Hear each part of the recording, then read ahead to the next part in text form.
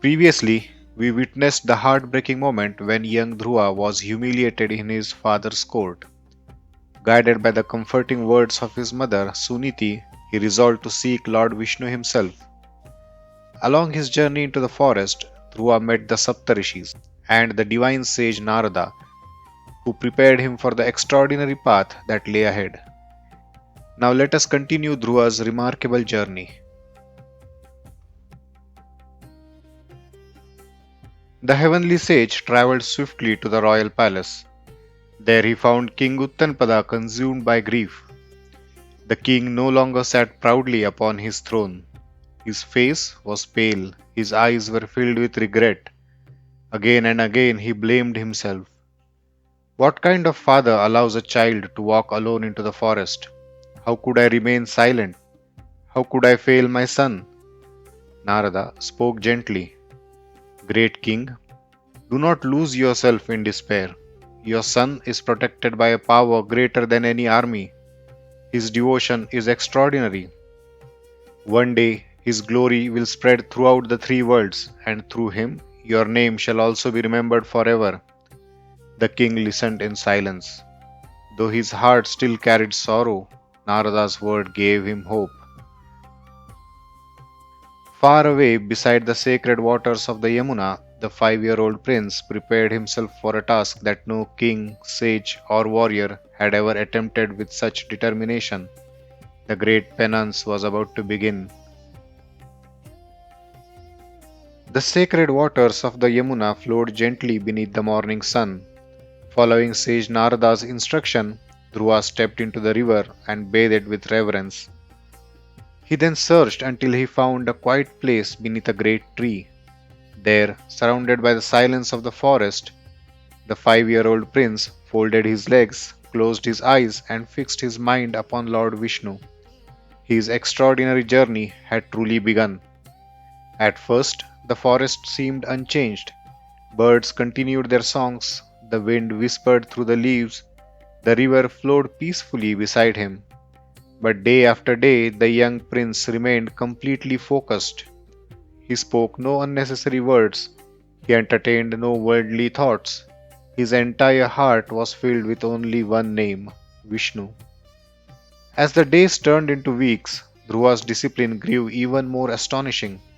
During the first month, he survived only on wild fruits and berries, eating once every third day. His body grew thinner, yet his determination only became stronger. The creatures of the forest slowly lost their fear of him. Deer wandered nearby, birds rested upon the branches above him. Even fierce animals passed without disturbing the child who sat so peacefully among them. It was as though the entire forest had accepted him as one of its own. The second month began. Dhruva abandoned fruits completely. Now he lived only on few dry leaves and a little water every 6th day. His breathing became slower. His movement almost ceased. Rain soaked his clothes. Cold night chilled his body. The blazing summer sun burned his skin. Yet nothing distracted his mind. He remained absorbed in meditation. The third month passed. Dhruva drank water only once every 9 days. His body appeared weak, but inwardly he had never been stronger. The kingdom he had once wished to inherit no longer occupied his thoughts. The cruel words spoken by Suruchi had long faded away. Even the throne had lost all meaning. There remained only one desire, to behold Lord Vishnu. By the 4th month, Dhruva gave up food completely. Then he abandoned water. Finally, he slowed his breathing until it almost disappeared. Standing perfectly still on a single foot, he entered a meditation so deep that he seemed untouched by the world itself. His body stood upon the earth, but his mind rested entirely at the feet of the Lord. Then something extraordinary happened. The balance of the universe itself began to change. The sages felt it first. The winds became strangely still. The oceans seemed to pause. The mountains trembled ever so slightly. Across the heavenly realms, the Devas sensed an immense spiritual force unlike anything they have ever witnessed. As Dhruva's breathing became almost imperceptible, it seemed as though all creation itself struggled to breathe with him. The Devas grew alarmed. If the child's penance continues, they said among themselves, its power may disturb the very order of the universe. Unsure what to do, they decided to test his resolve. Dark clouds gathered above the forest. Thunder roared across the sky. The peaceful grove suddenly transformed into a place of terror. Ferocious beasts appeared from every direction. Monstrous creatures surrounded the child. Their eyes burned like fire. Their roars echoed through the forest. Some rushed toward him with raised claws. Others circled him like hungry predators. Yet Dhruva did not move. His eyes remained closed. His lips softly repeated the holy name of Vishnu. The terrifying visions vanished like mist beneath the morning sky. The Devas tried again. The earth seemed to shake violently. Lightning split the sky. Towering flames appeared the Lord. Finally, the Devas attempted their most painful illusion. One among them assumed the form of Queen Suniti. She appeared before Dhruva, weeping bitterly. "My son," she cried, "I have searched everywhere for you. Please come home. Your mother cannot bear this suffering any longer." For a brief moment, the forest fell silent. Anyone else would have rushed forward. Anyone else would have opened their eyes. But Dhruva had surrendered every attachment. Without even looking, he understood that nothing, not even love itself, could turn him away from his goal. His meditation remained unbroken. The illusion faded. The Devas looked upon the little prince with amazement. They had failed. Realizing that no force in heaven or earth could shake Dhruva's devotion, the Devas hurried to the abode of Lord Vishnu. With folded hands, they spoke, "O Lord, this child has performed a penance beyond anything we have ever witnessed. Neither fear nor temptation can move him. The power of his devotion now reaches even the heavenly worlds." Lord Vishnu listened quietly. A gentle smile appeared upon his face. "He seeks nothing but me." There was neither surprise nor concern in his expression, only boundless compassion. The time has come. In that very moment, the Lord mounted his divine carrier Garuda. The heavens filled with celestial music. Fragrant flowers drifted through the sky. A radiant brilliance spread across the universe. The Lord himself was going to answer the prayer of a 5-year-old child. Beneath the ancient tree, Dhruva remained completely unaware. His eyes were still closed. His mind rested upon the beautiful form of Lord Vishnu that he had imagined within his heart. But in the next few moments, the Lord he had worshipped in silence would stand before him in person. The impossible was about to become reality. The forest was silent. No wind stirred the leaves. The birds had stopped singing. Even the flowing waters of the Yamuna seemed to pause. Time itself appeared to stand still. At that moment, Lord Vishnu descended from the heavens. Mounted upon Garuda, his divine eagle, the Lord arrived surrounded by an indescribable radiance. The celestial sky filled with heavenly music. Fragrant flowers showered down from above. Every corner of the forest glowed with golden light unlike anything the earthly world had ever known. Yet Dhruva remained completely still. His eyes stayed closed. His mind was still fixed upon the image of Lord Vishnu within his heart. The Lord smiled.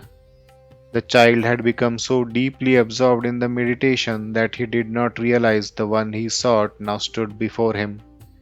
Gently, with infinite compassion, Lord Vishnu spoke, "My child, open your eyes." Slowly, Dhruva's meditation came to an end. He opened his eyes. For a brief moment, he simply stared. Before him stood the Supreme Lord himself. His complexion shone like dark rain-filled clouds. His garments glowed like the morning sun. A brilliant crown rested upon his head. In his four hands he held the conch Panchajanya, the discus Sudarshan. A divine garland rested upon his chest, and the Kaustuba jewel shone with celestial brilliance. Every feature radiated peace, every glance overflowed with boundless love.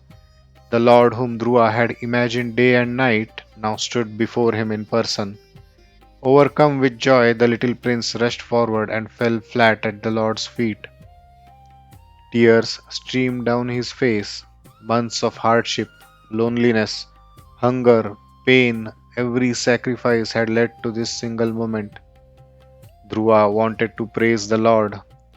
His heart overflowed with devotion, but he was only a 5-year-old child. He had never studied the Vedas. He knew no hymns. No prayers came to his lips. Seeing the boy struggle to express himself, Lord Vishnu smiled tenderly.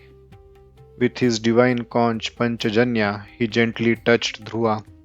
In that very moment, something extraordinary happened. The Lord's grace flowed directly into the child's heart. Knowledge that sages spend lifetime seeking awakened within him.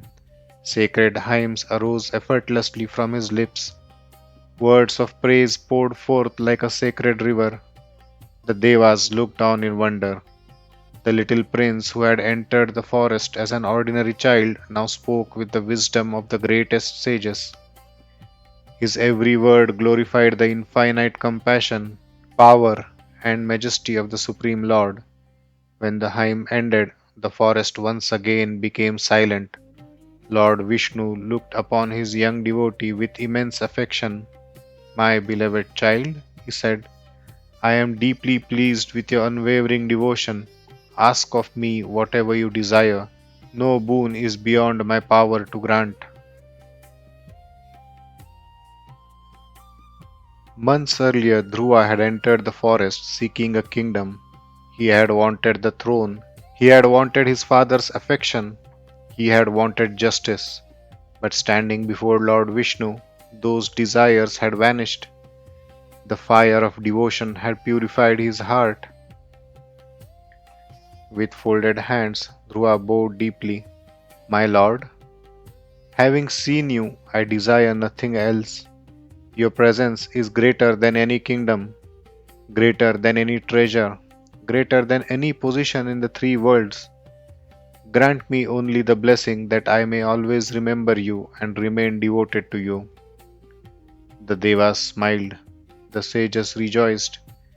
The little prince, who had once sought a kingdom, had discovered something infinitely greater, true devotion.